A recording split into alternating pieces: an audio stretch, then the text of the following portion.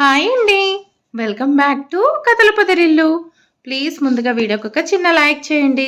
లైక్తో పాటు హైప్ ఇవ్వండి. ఈరోజు కథ యారగంట్ హస్బెండ్ ఎపిసోడ్ నెంబర్ 60. ప్లీజ్ అందరికీ సారీ, కొంచెం పండగ బిజీలో ఉండడం వల్ల వీడియోస్ 2-3 డేస్ యారగంట్ హస్బెండ్ అప్లోడ్ చేయలేకపోయాను. ఈరోజు నుంచి ఖచ్చితంగా డైలీ అప్లోడ్ చేస్తాను. ప్లీజ్ అందరికీ సారీ. ఇక లేట్ చేయకుండా కథలోకి వెళ్ళిపోదాం. ఓయ్ దొంగ, ఈరోజు ఆఫీస్కి వెళ్ళవా? ఇలానే ఉంటావా?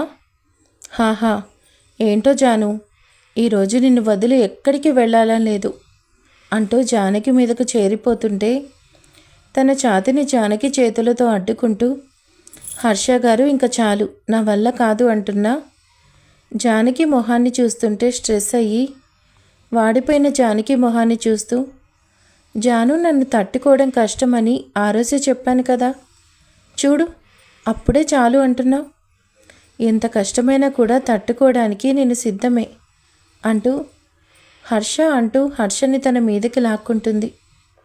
ఇద్దరి ప్రేమ ఒకరిపై ఒకరు చూపించుకుంటూ అల్లుకుపోయారు. వాట్? ఎందుకు చేశావు? నువ్వు జానకిని చంపాలి అనుకున్నావా? ఎంత ధైర్యం ఉంటే నువ్వు నా జానకిని చంపాలి అనుకున్నావు? నా జానకిని చంపాలనుకుంటావా? నా అక్క మీదే కారు ఎక్కించాలి అనుకున్నావా? ఎంత ధైర్యం నీకు అంటూ మహేష్ గొంతు పట్టుకుంటుంది శ్రావణి. షూ, ఏంటిది? ఈ సైకో ఎప్పుడు ఎలా ఉంటుందో తెలీదు. అక్క తొక్క అంటుంది, పైగా చంపపోయాను అంటే ఆనందంగా ఉంటుంది అనుకుంటే ఇలా గోల చేస్తుందేంటి? అక్క అంటుంది అంటే మారిపోయిందా ఏంటి అంటూ, శ్రావణి ఏం చేస్తున్నావు? జానకిని అక్క అంటున్నావంటే మారిపోయావా? జానకిని అక్కగా ఒప్పుకుంటున్నావా అంటున్న మహేష్ మాటలకి తన చేతిలో ఉన్న ఫోన్ మళ్ళీ నేలకేసి కొట్టి బద్దలు చేస్తుంది. ఛ, దీని దెబ్బకి కొత్త ఫోన్లు కొనలేక చస్తున్నా. నా డబ్బులన్నీ కూడా ఈ ఫోన్లకే సరిపోయేలా ఉన్నాయి. బంగారం లాంటి ఫోన్ మళ్ళీ పచ్చడైపోయింది. మహేష్, ఇంకోసారి దాన్ని నాకు అక్క అన్నావంటే నీ గొంతు నుంచి అదే చివరి మాటలవుతాయి. అది నాకు ఎప్పటికీ అక్క కాదు. నాకంటే ముందు నాతో పాటు పుట్టింది అంతే. అంత మాత్రాన అది నాకు అక్క అవుతుందా? ఆ జానకిని చంపాలి అనుకుంటే అది నేనే చెయ్యలేను. నేను చెయ్యలేను అనుకున్నావా? దాన్ని చిన్నప్పుడే నేను చంపాలి అనుకున్నా. కానీ ఎందుకు దాన్ని ఇన్నేళ్ళు చంపకుండా వదిలేశాను? నాకు కావాల్సింది అది చావడం కాదు. అదే అయితే అది చచ్చి ఇప్పటికీ కొన్నేళ్ళు అయిపోయేది.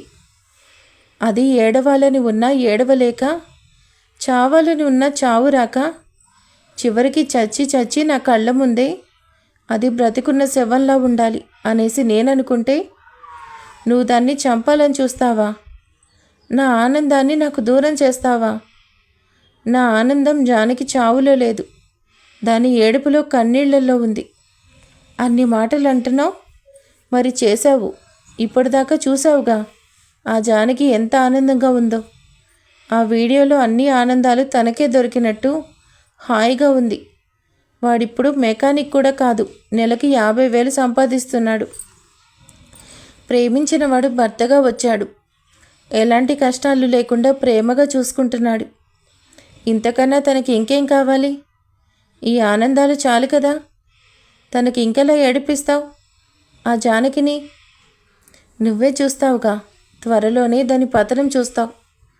నువ్వు ఇంకా ఎన్నో రోజులు లేవు, కేవలం ఇంకొన్ని రోజులే. అప్పుడు ఆ జానకి ఎందుకు బ్రతికున్నానా అని ఏడుస్తుంది. 3 నెలల తర్వాత, జాను, హర్ష గారు వచ్చేసారా? నేను రెడీ అయిపోయాను, ఎలా ఉన్నాను అంటూ హర్ష వైపుకు తిరిగి చూపిస్తుంది. నీకేంటి జాను, నువ్వెప్పుడు దివి నుంచి భువికెగిన దేవకన్యలా మెరిసిపోతావు. అబ్బో, ఏంటండి ఈరోజు కవిత్వాలు కూడా వస్తున్నాయి, ఏంటి కథ? నేను కట్టుకున్న పెళ్ళం తను కట్టుకున్న చీరలో అంత అందంగా ఉంటే ఆ మాత్రం రాకుండా ఎలా ఉంటాయి? ఆటోమేటిక్గా వచ్చేస్తాయి. జాను, నేను ఈరోజు పార్టీకి వెళ్ళాలి అన్నాను, కానీ చూడబోతే నువ్వు నన్ను ఇల్లు కూడా దాటనిచ్చేలా లేవు ఈరోజు అంటూ జానకికి ఎదురుగా వచ్చి నడుం చుట్టూ చేతులేసి దగ్గరికి తీసుకొని తన కళ్ళలోకి చూస్తూ ముందుకు పడుతున్న ముంగురులని చెవి వెనుకకు మెలిపెడతాడు. హర్ష గారు ఏం చేస్తున్నారు? మీకు ఓ వేళాపాల లేదా? మరీ ఎక్కువ చేసేస్తున్నారు. నేను మళ్ళీ రెడీ అయ్యి అంత ఓపిక నాకు లేదు అంటూ హర్షని పక్కకి నెట్టాలని చూస్తున్నా కూడా హర్ష బలం ముందు తన బలం సరిపోలేదు. ఏంటే, నన్నే నెట్టాలని చూస్తున్నావా? అది నీ వల్ల కాదు. ఎంత మాత్రం కాదులే కానీ అంటూ జానకి పెదవి పట్టుకొని ముందుకు లాగుతాడు. హర్ష గారు, అల్లరి వేషాలు చాలు, మళ్ళీ లేట్ అవుతుంది. ఇలా అయితే నేను రాను, ముందే చెప్తున్నా. అమ్మో, అలా అయితే కుదరదు. నా కొలీగ్స్కి మాట ఇచ్చాను, ఈరోజు నా వైఫ్ని అందరికీ పరిచయం చేస్తానని అంటూ జానకి పెదాల మీద గట్టిగా ముద్దు పెట్టి తనని వదిలి ఫ్రెష్ అవ్వడానికి వెళ్తాడు. హర్ష కూడా రెడీ అయ్యి రాగానే ఇద్దరు కలిసి ఫంక్షన్కి వెళ్తారు. వాళ్ళ ఆఫీస్ వాళ్ళు పెద్ద 5 స్టార్ హోటల్లో అరేంజ్ చేసిన పార్టీ, అందరూ ఫ్యామిలీస్తో కలిసి వస్తున్నారు అనేసి హర్ష కూడా జానకితో కలిసి ఫంక్షన్కి స్టార్ట్ అయ్యాడు. మల్లిక, హర్ష ఆఫీస్కి వచ్చినప్పటి నుంచి ట్రై చేస్తున్నావు, కానీ ఒక్కసారి కూడా నీ వైపు చూడలేదు. పైగా హర్ష తనకు పెళ్ళైపోయింది అంటున్నాడు కదా, ఇంకా ఎందుకు హర్ష కోసం వెయిట్ చేస్తున్నావు? నేను అదే చూస్తున్నా స్వీటీ. హర్ష నాకు చూడగానే నచ్చేశాడు. తనకి ప్రపోజ్ చేస్తే పెళ్ళైపోయింది అన్నాడు, కానీ నాకు నమ్మబుద్ధి కావడం లేదు. అందుకే ఆశగా చూస్తున్నా. ఈరోజు ఫ్యామిలీస్తో రావాలి కదా, అందుకే నేను చూస్తున్నా. హర్ష ఎలా వస్తాడా నేను చూస్తాను. ఒకవేళ తనకి నిజంగా పెళ్ళై ఉంటే ఏం చేస్తావు మల్లిక? నిజంగా పెళ్ళై ఉంటే ఆ అమ్మాయి సంగతి చూస్తాను. హే మల్లిక, అటు చూడు అంటూ ఎంట్రన్స్ వైపు చూపించగానే వెన్నెల వెలుగుల్లో ఒకరిచే ఒకరు పట్టుకొని జంటగా కలిసి వస్తున్న వాళ్ళని చూడగానే మల్లిక కూడా చూస్తూ ఉంది. మల్లిక చూడగానే వాట్ ఏ పేర్ అన్నట్టు ఉన్నారు కదా. నిజంగా జంట అంటే ఇలా ఉండాలి. అంత అందమైన అమ్మాయి పక్కనే ఉంటే ఇంకా నిన్ను నన్ను ఏం చూస్తాడు? హర్ష, లైట్ తీసుకో. హాయ్ మల్లిక.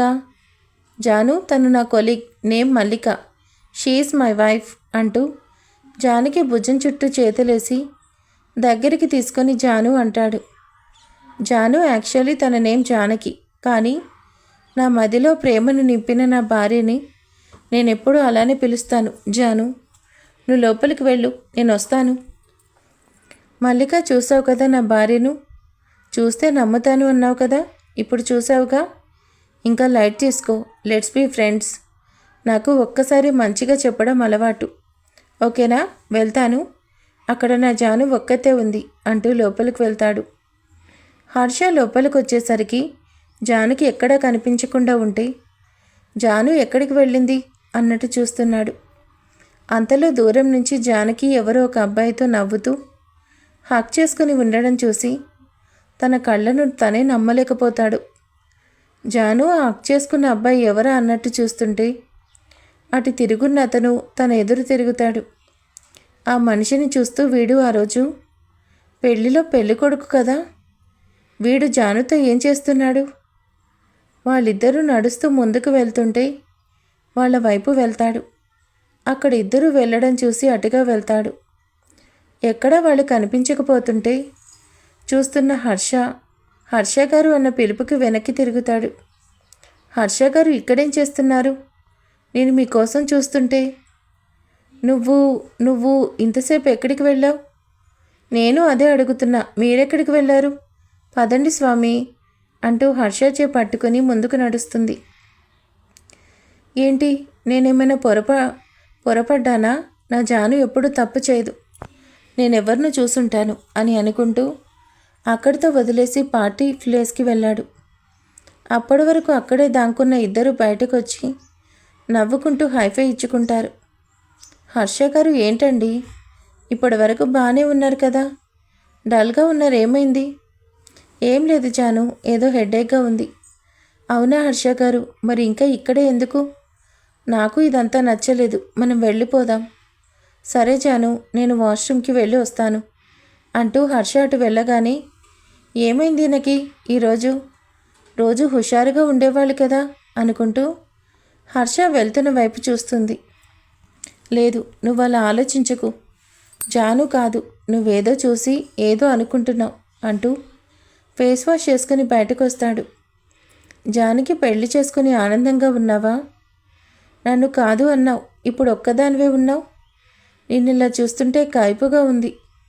నువ్వు మొగుడుతో ఎలా సంతోషంగా ఉంటావో చూస్తాను అంటున్న మహేష్ మాటకి టెన్షన్గా చూస్తూ, నువ్వేంటి ఇక్కడ, మర్యాదగా వెళ్ళు, లేకపోతే మా ఆయన వస్తాడు అంటూ ఉన్న జానకి హర్ష రావడం చూసి అప్పటికే జానకి దగ్గర మళ్ళీ మహేష్ని చూసి వాళ్ళ దగ్గరికి వెళ్తాడు. జాను, హర్ష గారు అంటూ హర్ష దగ్గరికి పరిగెడుతుంది. ఏమైంది అంటూ మహేష్ వైపు కోపంగా చూస్తాడు. హర్ష గారు ఏం లేదు పదండి అంటూ హర్షని తీసుకొని ముందుకు నడుస్తుంది. జాను ఏమైంది అంటూ హర్ష అంటుంటే ఇప్పుడు వాడు వచ్చి చేసింది చెప్తే హర్ష గారు గొడవ పడతారు. ఇప్పుడేం చెప్పకపోవడమే బెటర్ అనుకుంటూ హర్షని తీసుకుని ఇంటికి వెళ్తుంది. రోజు హర్ష కౌగిలో దగ్గరగా పడుకునే జానకి ఆ రోజు దూరంగా ఉండడం కొత్తగా ఉంది. హర్ష గారు అలా ఉన్నారేంటి? చెప్పాను కదా హెడేక్గా ఉంది అంటూ తిరిగి పడుకుంటాడు. జాను, ఏం జరుగుతుంది? నువ్వేం చేస్తున్నావు? తన కళ్ళ ముందు జానకి మహేష్ హక్ చేసుకోవడం మాత్రమే కనిపిస్తుంటే ఎందుకు నాకు అబద్ధం చెప్పావు? నేను పొరపడలేదు, నిన్నే చూశాను. ఎందుకు అలా చేస్తున్నావు అంటూ ఆలోచిస్తూ రాత్రికి ఎప్పటికో పడుకుంటాడు. నెక్స్ట్ డే కూడా జానకి మాట్లాడుతున్న అదే కళ్ళ ముందు ఉంటే ఏం మాట్లాడకుండా ఆఫీస్కి వెళ్ళిపోతాడు.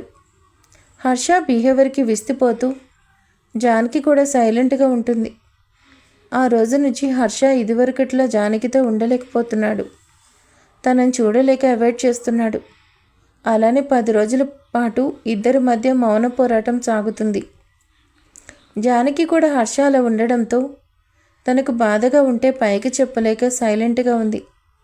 ఆ 10 రోజులు కూడా 10 యుగాల్లాగా గడిచిపోయి ఇద్దరికి.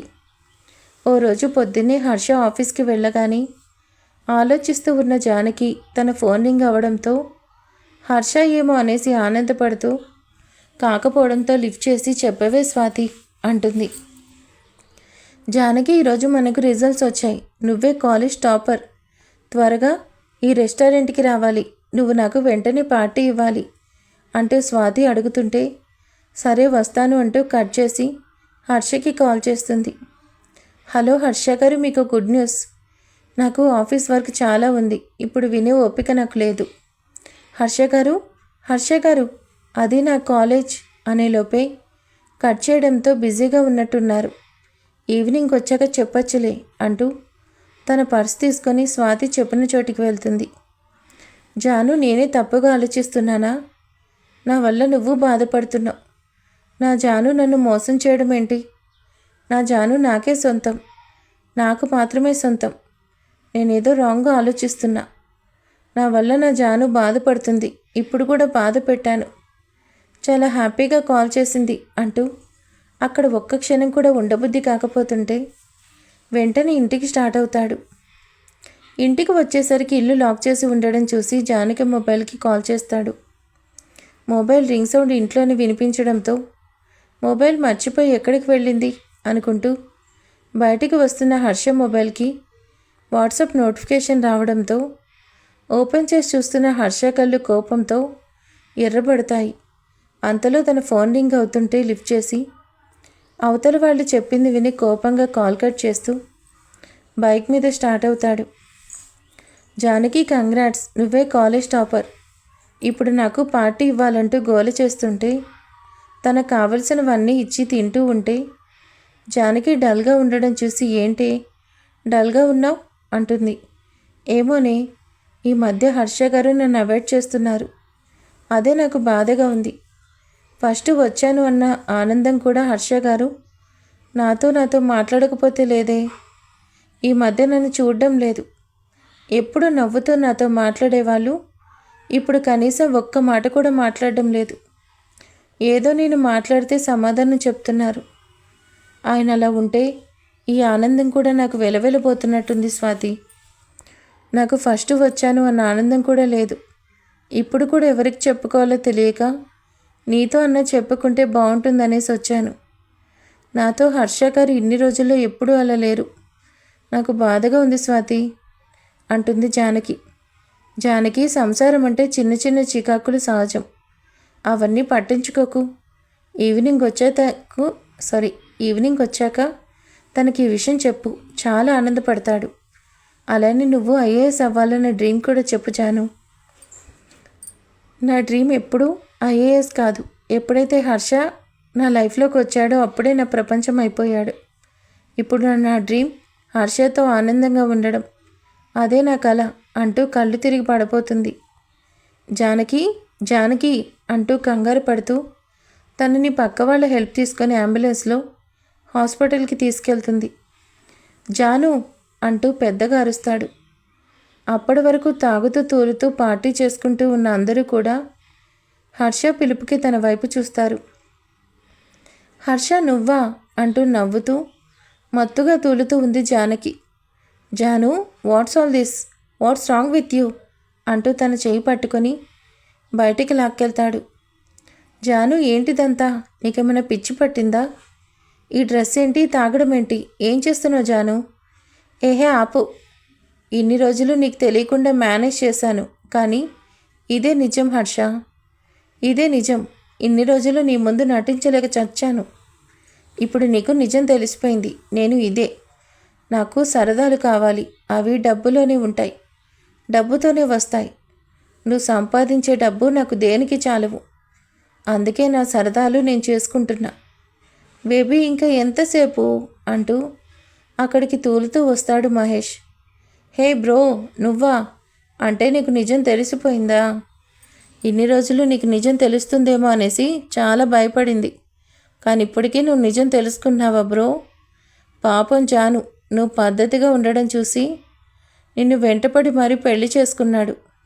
నిజాలు చూసేసరికి తట్టుకోలేకపోతున్నాడు అంటాడు మహేష్. అవును డార్లింగ్ అంటూ మహేష్ మెడ మీద వాలిపోతున్న జానకిని పట్టుకొని, జాను, ఇది నువ్వేనా? ఎందుకు ఇదంతా చేస్తున్నావు? నేను నిన్ను ప్రేమించాను జాను.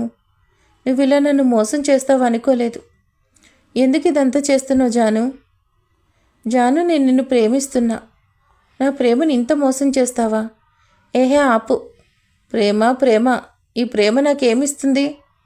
నన్ను ఆనందంగా ఉండేలా చేస్తుందా? లేదు కదా. ఇన్ని రోజులు నీ ముందు నటించాను, ఇంకా నాకు అవసరం లేదు. నాకు డబ్బులు కావాలి, డబ్బులు సంపాదించేవాడు కావాలి. అది నీకు చేత కాదు. సంపాదన చేత కానీ నీకు పెళ్ళం ఎందుకు? నీకు ఇష్టమైతే ఉండు, కష్టమైతే వెళ్ళిపో. అంతేకాని నన్ను శాసించకు. డబ్బులు తీసుకురాలేని నీలాంటి వాడికి పెళ్ళం ప్రేమ అనే రైట్ లేదు. నన్ను ఆపాలని ట్రై చేయకు. కావాలంటే ఇంట్లో నీకు నచ్చినట్టు ఉంటా, కానీ ఇక్కడ నాకు నచ్చినట్టు ఉంటాను. కమాన్ డార్లింగ్ అంటూ మహేష్ చుట్టూ చేతులేసి చేతిలో ఉన్న గ్లాస్ తాగుతూ ముందుకు వెళ్ళిపోతుంది. జానకి అన్న ఒక్క మాట తన గుండెల్లో గుణపాలు దిగినట్టు చలనం లేని బొమ్మల్లో అక్కడే కూలబడతాడు హర్ష. తన కలల సాధం తన కళ్ళ ముందే దూరం అవుతున్నట్టుంటే కళ్ళలో నుంచి ఆగకుండా కన్నీళ్ళు వస్తూనే ఉన్నాయి. జాను కళ్ళు తెరిచినా జానకికి తను ఉన్నది హాస్పిటల్లో అనేది తెలుసుకోవడానికి ఎక్కువ సమయం పట్టలేదు. పక్కనే ఉన్న స్వాతిని చూసి స్వాతి అంటూ పైకి లేస్తుంటే జానకి అంటూ తన దగ్గరకు వస్తుంది. ఇప్పుడు ఎలా ఉందే అని స్వాతి అనగానే బానే ఉంది అంటూ టైం చూసి, స్వాతి, హర్ష గారు వచ్చే ఉంటారు, చాలా లేట్ అయింది, నేనే వెళ్తాను అంటూ బెడ్ దిగుతూ ఉంటే అప్పుడే డాక్టర్ వస్తారు. ఇప్పుడు ఎలా ఉందమ్మా? ఏమైనా నీరసంగా ఉందా? అంత టెన్షన్ పడుతున్నావు? ఈ టైంలో అలా టెన్షన్ పడకూడదు. అప్పుడే కదా కడుపులో బేబీ హెల్త్ బాగా ఉండేది. డాక్టర్ మీరేమంటున్నారు అంటూ నమ్మలేనట్టు ఆనందంగా అడుగుతుంది జానకి. కంగ్రాట్స్, నువ్వు తల్లివి కాబోతున్నావు అని చెప్పగానే చాలా ఆనందపడుతుంది జానకి. కంగ్రాట్స్ జానకి. థ్యాంక్స్ స్వాతి. వెంటనే నేను ఈ విషయం హర్ష గారికి చెప్పాలి. ఆయనకి ఈ విషయం తెలిస్తే ఎంత ఆనందపడతారో అంటూ ఆనందంగా హాస్పిటల్ బిల్ సెటిల్ చేసి ఆనందంగా ఇంటికి స్టార్ట్ అవుతుంది. స్వాతి వస్తా అన్నా కూడా వద్దు అని చెప్పి హర్ష తనకి ఎలా అయితే సర్ప్రైజ్ చేశాడో అలా సర్ప్రైజ్ చేసి చెప్పాలని ఎంతో ఆనందంగా తనకు కావలసినవన్నీ తీసుకొని ఆనందంగా ఇంటికి స్టార్ట్ అవుతుంది జానకి. జాను, ఎందుకు నువ్వు ఇలా మాట్లాడుతున్నావు అంటూ అక్కడే కూర్చున్నవాడల్లా దిగ్గున పైకి లేచి జానకి కోసం లోపలికి వెళ్తాడు. అది ప్రైవేట్ గెస్ట్ హౌస్ లాంటిది కావడంతో అక్కడ వాళ్ళని జానకి ఎక్కడ అంటూ కోపంగా అడుగుతాడు.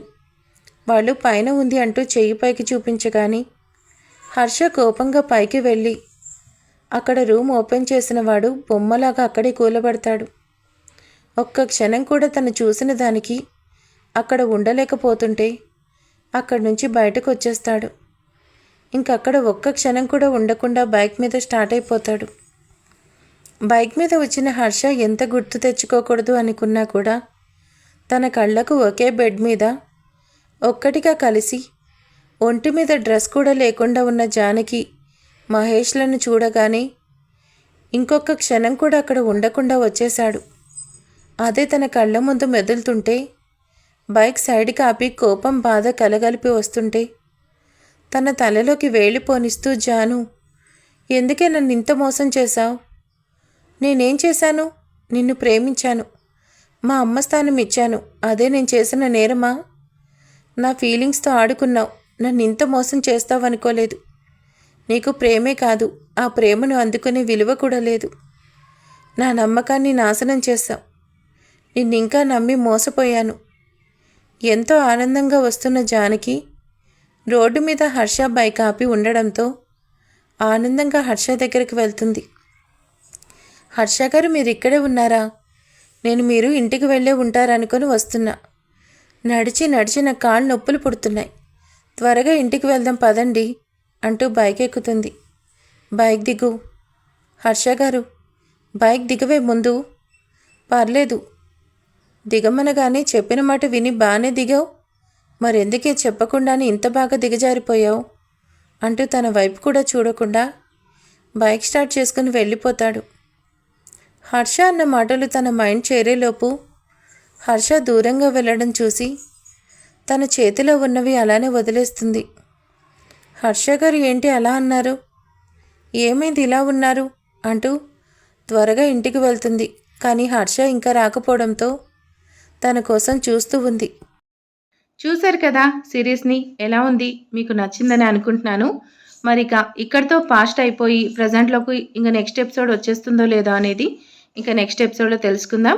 అలాగే మరి ఆ తర్వాత ఏం జరగబోతుంది ఏంటి అనేది కూడా ప్లీజ్ మీకు ఏమైనా గెస్ట్ చేస్తే కామెంట్ చేసేయండి. అలాగే ఎవరైనా లైక్ చేయని వాళ్ళు లైక్ చేయండి. Thank you for watching.